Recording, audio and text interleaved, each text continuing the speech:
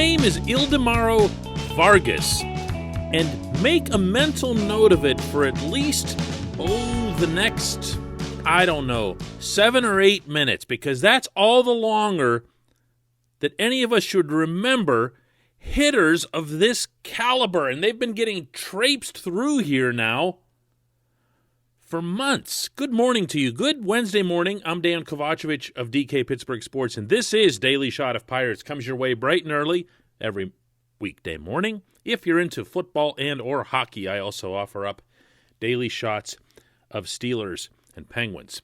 The Pirates lost last night at PNC Park 4-3.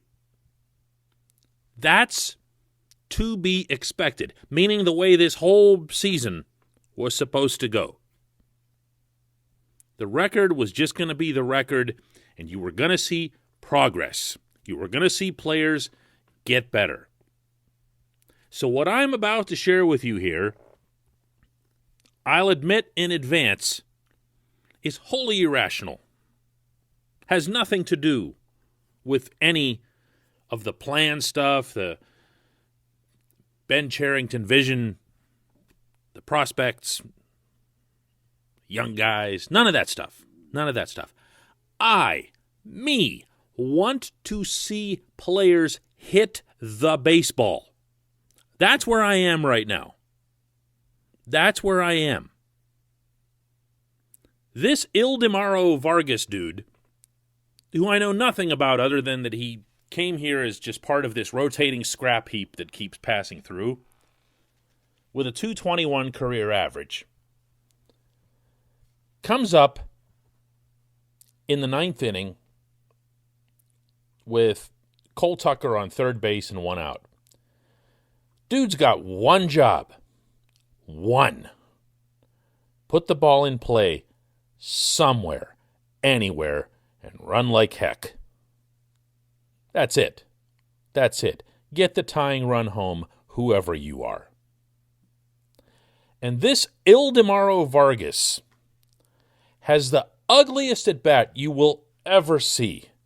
It's hard to even put it into words other than that Craig Kimbrell worked him way down at his shoelaces and then came up way into his eyeballs with the Dottie Hinson he can't lay off the high heat four-seamer.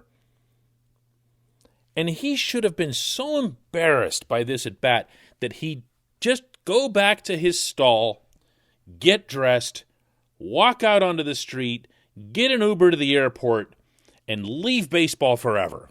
That's how humiliating this should have been for someone who is paid to play baseball.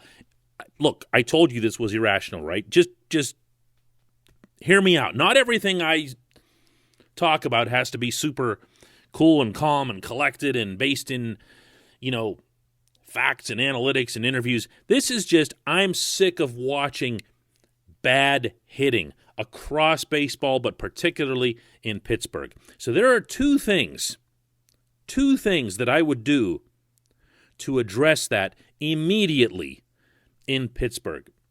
But first, this portion of Daily Shot of Pirates is brought to you by the good people at North Shore Tavern, directly across Federal Street from PNC Park. Home of Steak on a Stone, home of the planet's only Pirates sports bar. Open for business, clean, safe. If you go on a non-game night, which is highly recommended, you'll find that there's plenty of parking in the area. And it's just a terrific establishment on top of everything else. The food is grade A quality. Mike's Beer Bar is right next door. You get to take advantage of their menu, sister operations, when it comes to choosing the beer of your choice. North Shore Tavern, right across Federal Street from PNC Park. Here are my two suggestions for the Pirates. One, whatever it is that everyone around baseball finds fascinating about the three outcomes form of the sport. Home run, walk, strikeout. Home run, walk, strikeout. How about getting off the train? Because you don't have people who can hit home runs, and you really don't have a whole lot of people who can draw walks. So how about getting off the train? Be that team. Be that organization that's so smart, that's so revolutionary, that it brings back the concept of hitting for contact. You don't really think contact hitting is going to come back to baseball? You don't really think that? Come on. Baseball's been around for 150 plus years. It's had its ebbs and flows, its changing trends, and baseball always comes full circle. And that's going to hold true this time as well. Why are the Pirates partaking in this? Why are the Pirates worried about launch angle, for example, when they don't have anyone who can launch?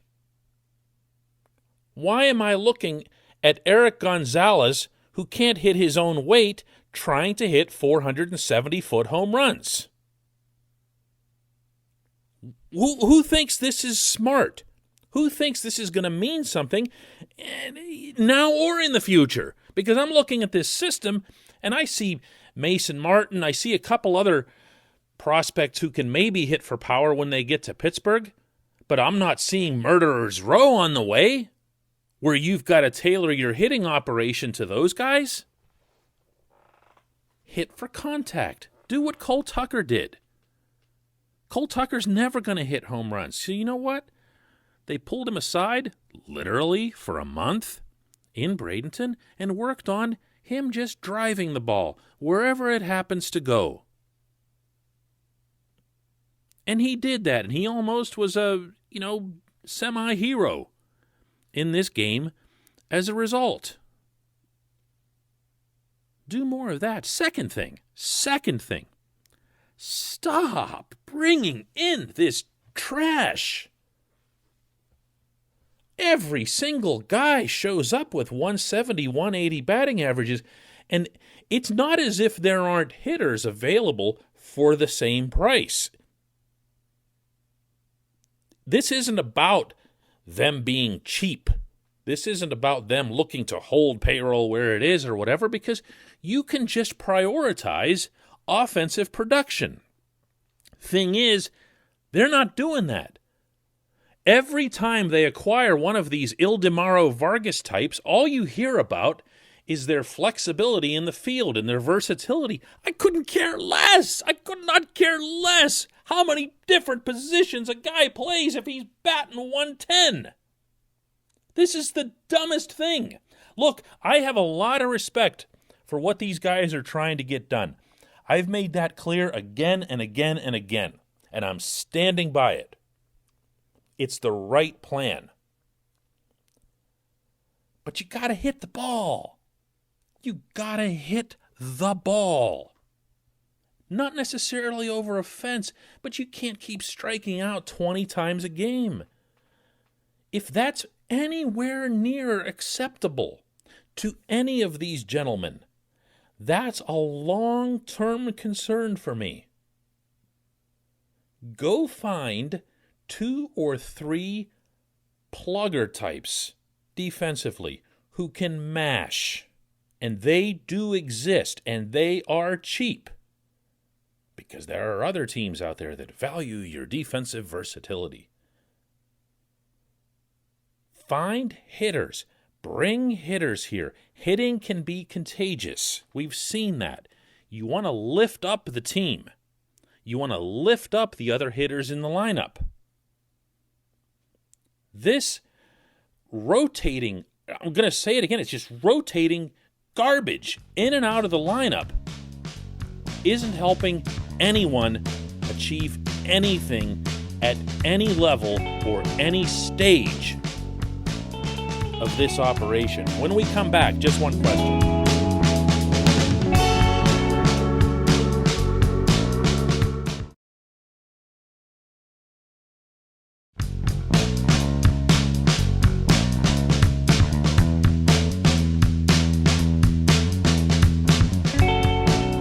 Welcome back. It's time for just one question, and today's comes from Dallas Jackson, who says, okay, DK, Will Craig is hitting well. Adam Frazier obviously is hitting well.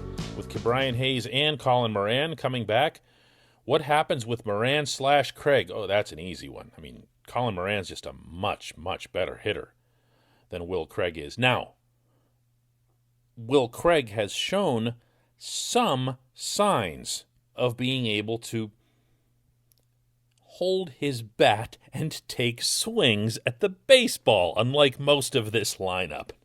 I can't get over this game that I saw last night. Sorry.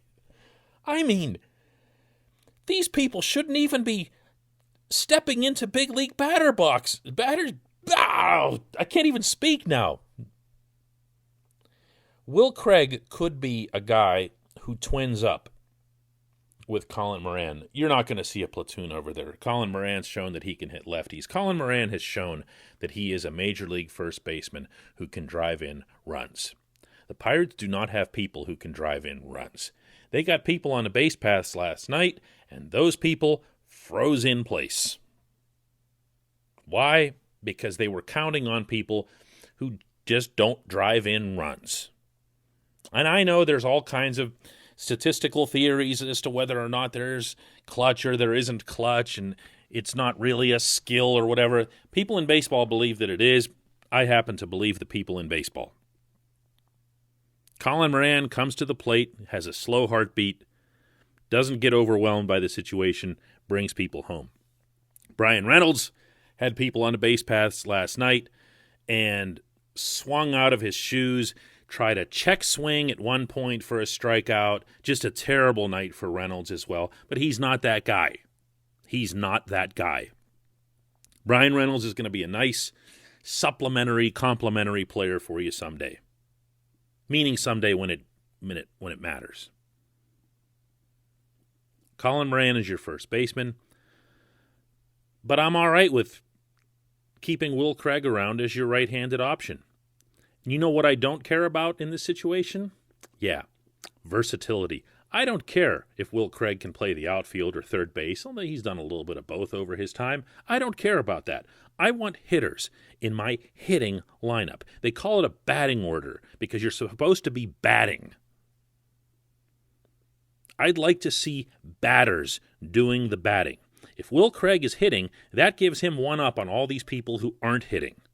And that, by the way, as long as I'm on a bit of a rant here today, applies to all of the backup catchers that have been acquired by the Pirates under this new management. Again, I respect, understand, see the approach that's being taken. They're valuing the handling of the pitching staff over the offense. But if that's the case, and you're already forfeiting not one but two positions because it's the National League, and you've got a pitcher hitting, you're already throwing the 8 and 9 out of your lineup, at least on the days when Jacob Stallings doesn't play. You can't be doing this other garbage, you know? You can't be doing this Ildemaro Vargas, Ben Gamble, whoever the heck. I don't know how many of them there have been already. Find people who can hit and play people who can hit. Hit, bat, bat, bat. That's what I've got for today. And that concludes the most ridiculous episode of Daily Shot of Pirates yet. But I'm glad I got it out of my system anyway. Thanks for listening. We will do another one tomorrow.